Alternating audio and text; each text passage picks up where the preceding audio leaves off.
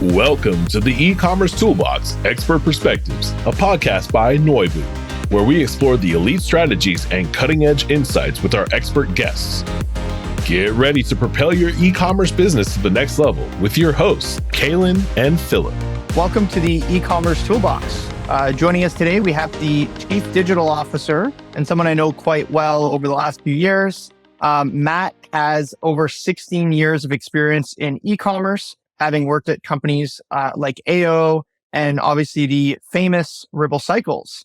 So Matt heads up all their digital initiatives and is a e-commerce expert, like I mentioned, with over 16 years of experience. So welcome, Matt. We're really excited to have you. It's my pleasure. I think 16 years sort of makes you very old, but yes, hopefully wiser over those 16 years. Done numerous different roles even within the businesses that I work in, touching all things from performance right through to tech. So it's an interesting space that always evolving. No, that's for sure. And like I mentioned, you have quite the resume, and you've been in. You seem to always, and it can't be a coincidence because you seem to always get involved with a business right before they start growing at a very rapid pace. So could you maybe talk to us a bit about that? Talk to us a bit about your experience with some of these brands and what some of the strategies were that helped drive that type of growth. Yeah, so I do like to be in businesses that are, the pioneers, just post startup, 2-3 years old. And generally speaking, across all the businesses I've been in, the objective is to build a team. Ultimately, that's where it's starting from. There isn't already an established team on any kind of area, from AO to holidays to Ribble, as an example, is to go in and devise and drive their digital strategy. And that's across from a marketing perspective, but also from a tech perspective, because they are so interlinked. And as we've become over the years, as e-commerce has become more established, that area is becoming more and more blurred in regards to what is needed from the team. And generally speaking, how I approach it is usually around grassroots developed team. So bringing people in with a passion for learning and a culture to make a difference, and then set them the objective of why we are here for that brand, and let them make it happen. So I effectively am an enabler of people, and that has been applied in all businesses that I work from. So again, bringing in keen people who are willing to want to learn at the pace at which the businesses need to grow. And the excitement about being in businesses and cultures like that is that you have to reinvent yourself every year, every day, because what is the thing that we need to be good at changes just as quick, and therefore you need to develop a culture. So that culture has been ingrained and built within each of the businesses I've been. Makes sense. And obviously at AO and Love Holiday, like you mentioned, you guys saw tremendous growth during your long tenure. It looks like you helped build the teams, drove a lot of the grassroots initiatives that led to the growth. Could you talk to me a bit about what attracted you to Ribble, this over 130-year-old bike company from the 1800s? Curious, like what attracted you to Ribble in the first place? So ultimately, there was a few things. One, it was as a product, it's always been a pioneer in what it did. So it's always had a proposition around customization and bespoke bicycles. But it was also a pioneer in the fact that it was probably one of the first mail order businesses in its industry. It was one of the first businesses to have an e-commerce website. But looking behind that, it was a family-run business that had little to no team in place. And it managed to grow it to what it was with the reputation that it had. And it just had green fields of opportunity to get behind it, to put a data-led approach in it. And again, it was like starting from scratch, but with a 120-year-old business. And those type of things I would say is unique, because usually we'll have processes and teams or values already ingrained from a digital strategy perspective in a business of that size. But it wasn't them. They've done a fantastic job, and there was an opportunity to accelerate that. So again, it was a blank piece of paper. Their MI was look at the accounts on a monthly basis. Is it up? Is it down? And that's as far as they did from a data-led approach. And therefore, there was an opportunity to, from a technology perspective, re-platform, but also drive it in multiple channels. So it was the excitement to start effectively a startup, but with an established 100-year-old brand. On top of that, it's bicycles, and I like riding a bike. And therefore, it's not only a job, it's a passion. And when you find a way of getting those two things together, I'm not going to work. It's like going shopping every day, but I enjoy that experience of what we're doing and what we're designing and what we're building, as well as from a tech perspective. It's also exciting.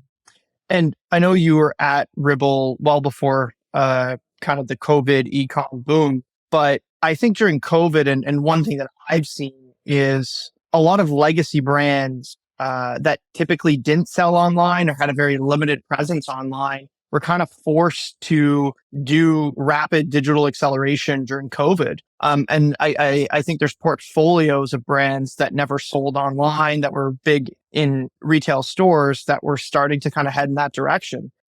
What would be some of the advice that you had for someone that was kind of in a similar situation where, hey, maybe they're working on a entrenched brand with great reputation, great product, almost like a sense of pent up demand due to like kind of just starting with the digital distribution? Like, what would be kind of your top piece of advice for someone finding themselves in a digital role, looking to take something that's more of a brick and mortar brand into kind of the digital age? Yeah, that's a great question, because ultimately, fundamentally, at first most, is not to lose sight of what your brand is about in regards to those values or the USPs, and truly understand that, and to understand your customer. Because what's going to happen is that as you start stepping into a digital strategy, there are things that you will be implementing and trying to follow best practices. But your thing that's going to keep you different amongst all the other e-commerce businesses out there and all the other brands is what was the thing that made you in the first place. If you don't keep hold of that essence and making sure that from a brand execution that feeds through all your digital strategy, you just become a samey, just like anybody else type. And the thing is what your legacy, and the legacy of the values that was the driving of your success, whether that's craftsmanship, whether that's heritage, whether that's current design, whatever that is, make sure that it bleeds through your experience. Because what happens is that you'll look for the acceleration or the accelerators to deliver this, such as your standard e-com platform, such as enabling yourself on Facebook, all these things. Every other brand has access to.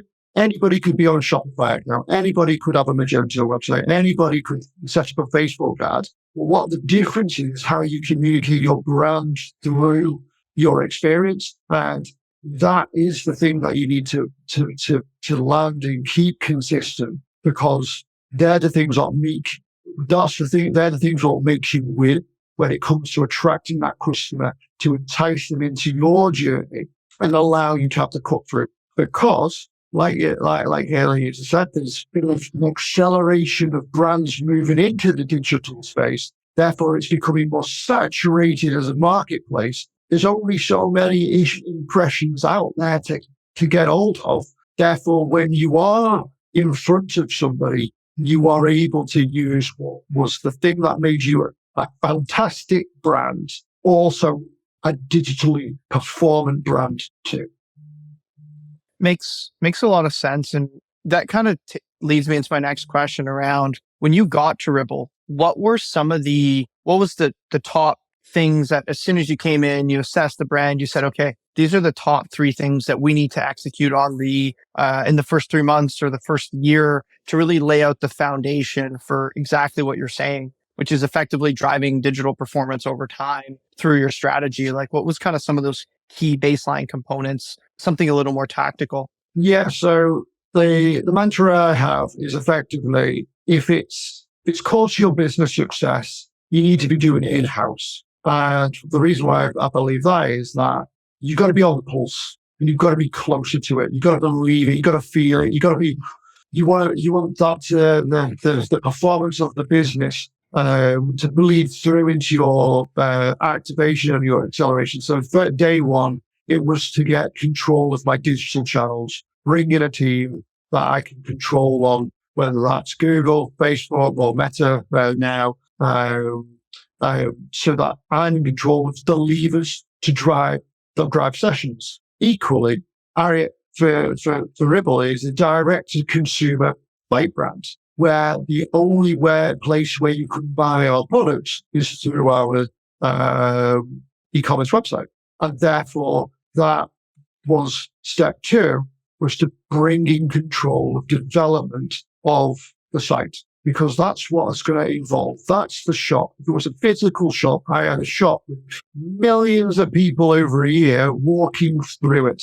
And they're coming in all different ways. They're coming in all, I need to get control of that. I need to be building that. And I need to be evolving that as quickly as I can to shape those journeys so that I drive e-commerce performance. So I'm driving the sessions. I'm driving technology innovation to allow my storefront to be reflective of my brand and my proposition. And that was day one. You ultimately get control of those things. And then once you've got control of that, it's understanding how they overlapped and how one interacted with the other so that I can drive data-led decisions on where I deploy my next move. Is it to spend more to get more in regards to the digital channels, or is it optimize more to try and drive conversion and sales? Because that's always that constant balance and a constant battle. Because ultimately, if I have better conversion rate, I will spend more and get more traffic. My conversion rate will go down. It's never that these 2 KPIs will always rise. They're always in a good tension. And with my the opportunity to be responsible for both digital marketing and marketing as well as tech, it's even more exciting because the technologies that you put in place and the changes you are making are there to complement each other. Because ultimately, what we're here to do is sell more bikes. Makes a ton of sense, and it sounds like in a lot of ways, customer sentiment and macro is going to drive a lot of the yearly focuses. So like, for example, for certain brands, driving traffic during 2020 and 2021 was really, really important. And we're kind of seeing different trends depending on macro environment, customer sentiments. What do you think some of the trends are for 2023 that you've been seeing? What are kind of some of the hot things? I mean, we had the AI automations. We have a lot of that stuff going on. What are some of the top trends that you're looking at that actually think can help you deliver sustainably to your KPIs? Yeah. So just to go back on to where I was saying before about this, everyone's looking for digital growth through investments on Meta, TikTok, Google, whatever they can spend money on, which will drive their business forward. It's seen as the opportunity of an easy win. But there is a point where it's not easy, and the market's become more saturated. And not only that, your effectiveness is being compressed or held back with new rules and new regulations were in place, such as the privacy initiatives, the browsers deprecating features on what you can see or how you can use cookies. So therefore, your visibility and your ability to target people has been diminished at the same time as more people moving into the digital space has increased. So therefore, that inventory is getting smaller and the effectiveness is getting harder to deliver. And what we are seeing as important is how do you leverage your data to be more effective? Which we are using, and what we feel it's doing it is leveraging AI, machine learning, to help devise an algorithm of effectiveness to be able to pump scores back into the advertising platforms such as Meta and Google to enrich their algorithms so that they have, because the challenge we've got is there's only so much data for them to learn from, and they've only got so much markets to use. And if they're only using their own data, then they're missing out on your first party data, which allows them to accelerate their learning to understand who you actually want. So we're heavily invested in developing a machine learning algorithm that effectively creates a score for our customers to be able to say, well, these are actually good customers. It's not did they click or where they clicked. It's what they do and how long they browse and how far did they get? Because what we have got is that when people shop, it's multi-touch, it's multi-experience, but there's always a particular session or an experience that they had on their website that is the actual thing that tipped them over the edge. They may come back and buy on a separate day, but it's taking that data, packaging it up, and injecting it back into the big algorithms that Meta and Google have got for them to accelerate their learning so that they can go find people like the people who like to perform the way you want them to perform on your digital experience. That, in turn, then drives a better quality session into your site that is more likely to convert. And because it's not necessarily just about trying to find sessions, it's trying to find quality sessions. And with the restriction and the removal of historic easy levers on targeting, you now need to be much smarter and you need to utilize your own data to drive that performance for them, because it's not as easy as just dropping a pixel and picking some options like it once was. So it's definitely about those marginal gains and making sure that you make that experience when they're on the website much more sticky. And, the further down the funnel you can get, the better quality metrics you get, which you can then feed back into the digital platforms such as TikTok, Meta, the Googles. That makes sense.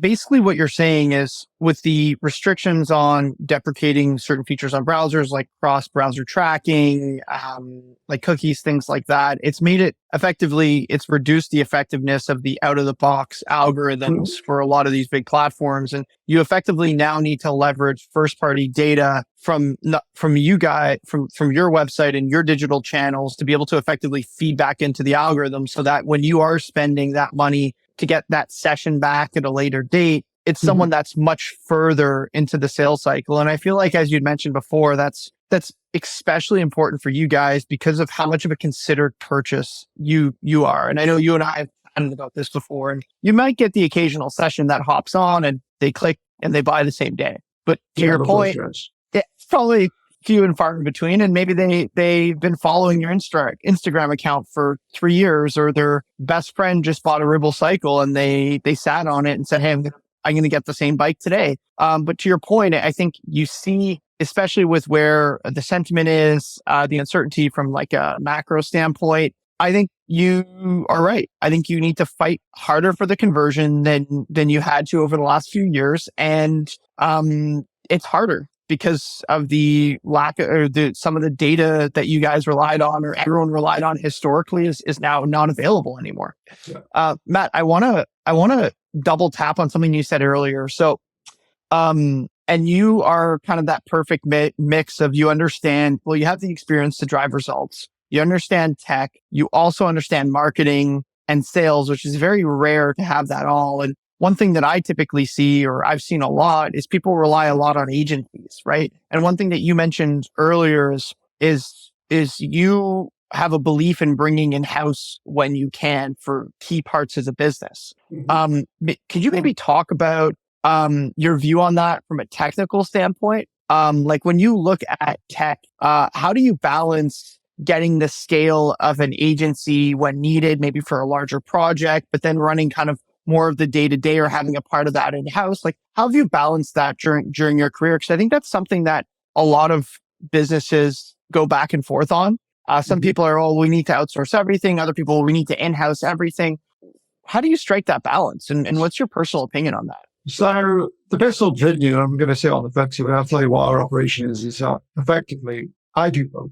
Ultimately, there are times, because the thing when it comes to why would you use an agency in the first place? Is it because you just don't have the talent, or is it that you don't have the time?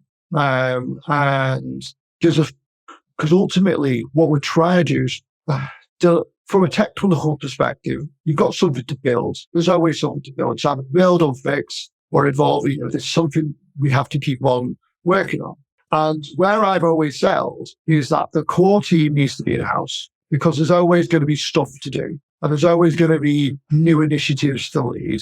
And time to time, there will be a growth driving plan, and you need to accelerate it. The thing that you would want to be able to leverage is there is scope for agency growth. I'm not anti-agency. What I am is, what are they going to bring to the table that I haven't got?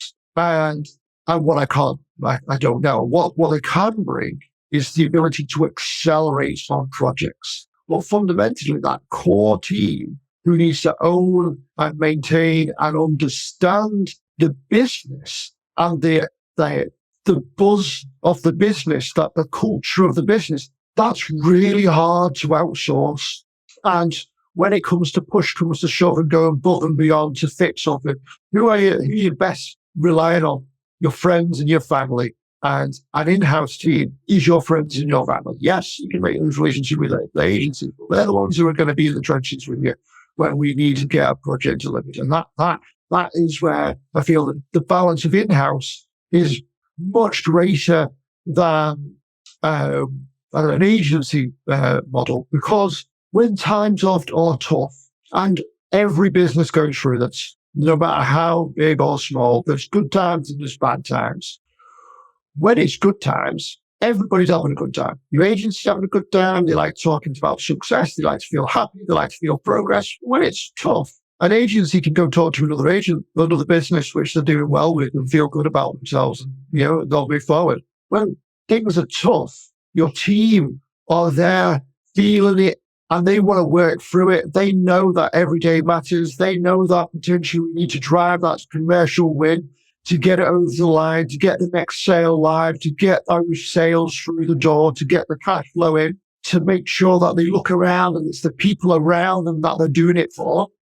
That is something you can't outsource. And that's what drives a team to build a culture that succeeds. And again, back to what I said earlier about a grassroots-led culture of just wanting to make stuff happen is crucial. And you breed it and you live it, and that's where that balance is. An agency can help you accelerate it, but the core will always be delivered from within. I think you're right. I think effectively what you're saying is you likely can't outsource a high-performing culture at the core. And it sounds like your philosophy on this is you need key stakeholders that are part of like the family and the business unit that feel that accountability. They want to ride the waves, but they're going to be there to help pick up the pieces when things don't go according to plan, which obviously it happens at every single point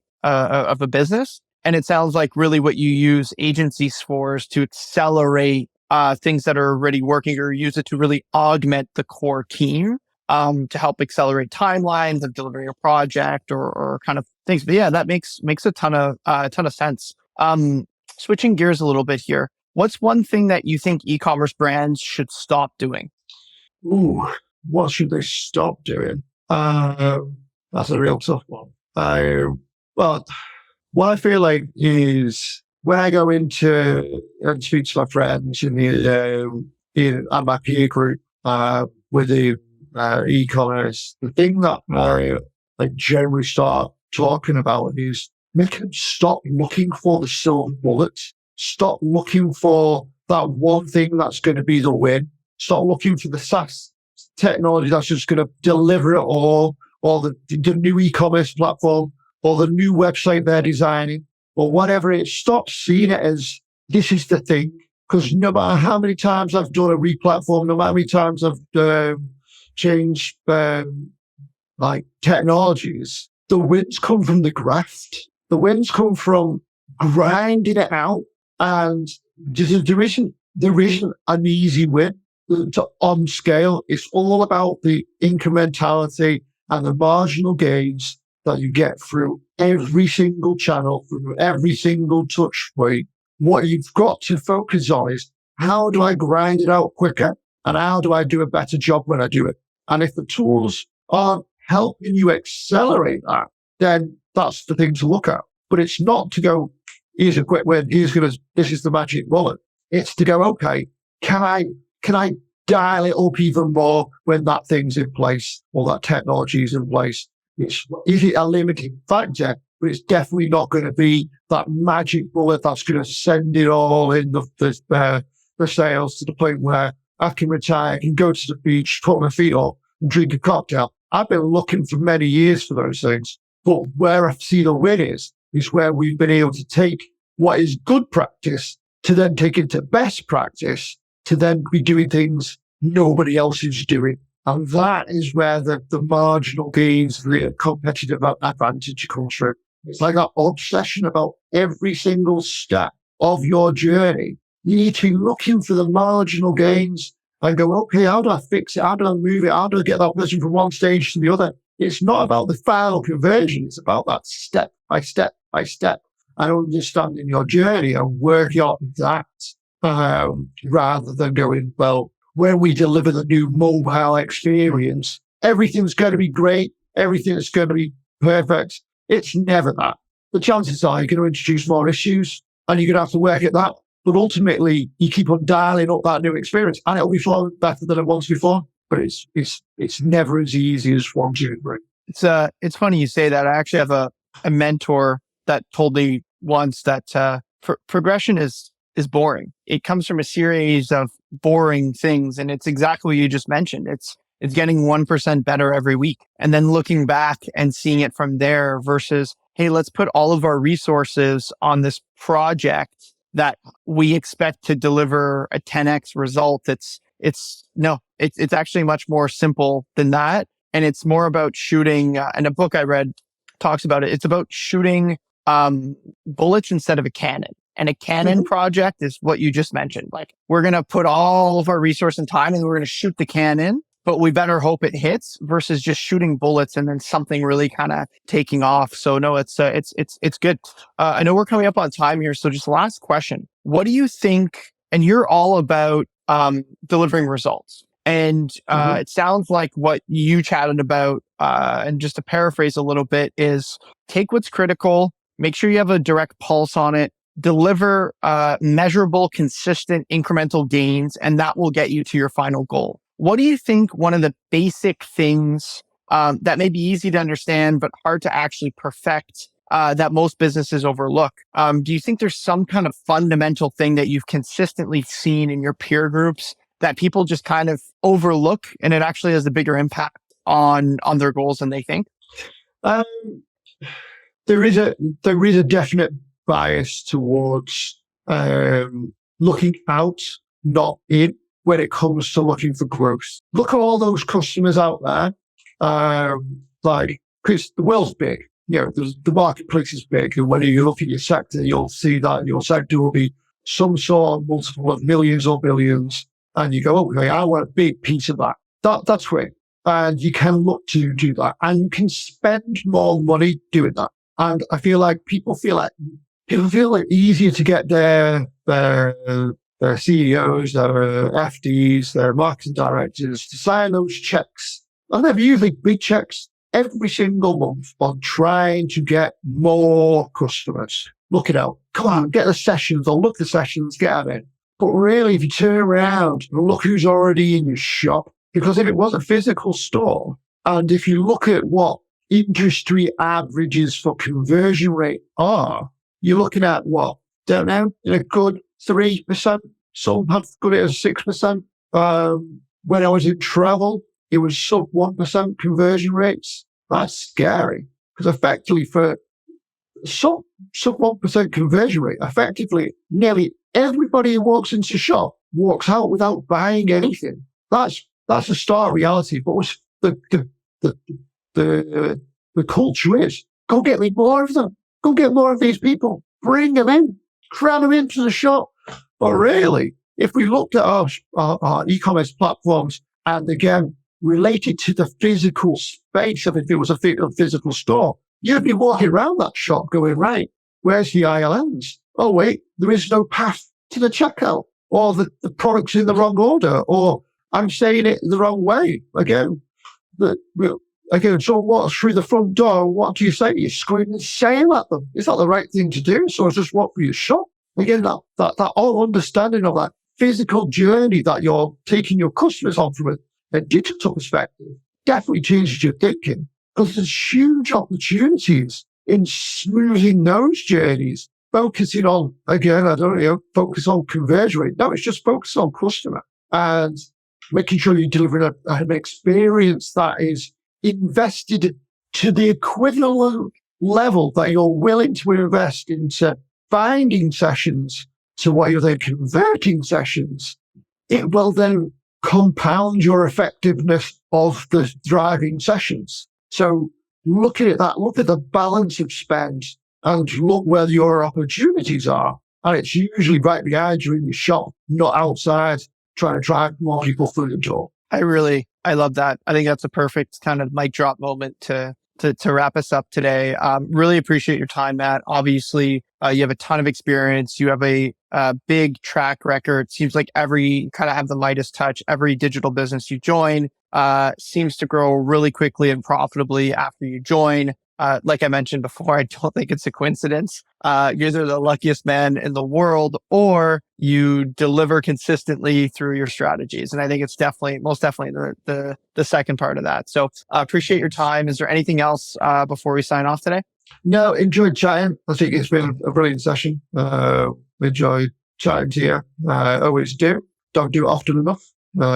And yeah, thank you. Awesome. Thanks again, Matt. The e-commerce toolbox Expert Perspectives is brought to you by Noibu. To find out more about Noibu and how we can help you debug your e-commerce site and rocket your revenue, visit www.noibu.com. That's Noibu.com. And then make sure to search for the e-commerce toolbox Expert Perspectives on Apple Podcasts, Spotify, Google Podcasts, or anywhere else podcasts are found, and click subscribe so you don't miss out on any future episodes. On behalf of the team here at Noibu, thanks for listening.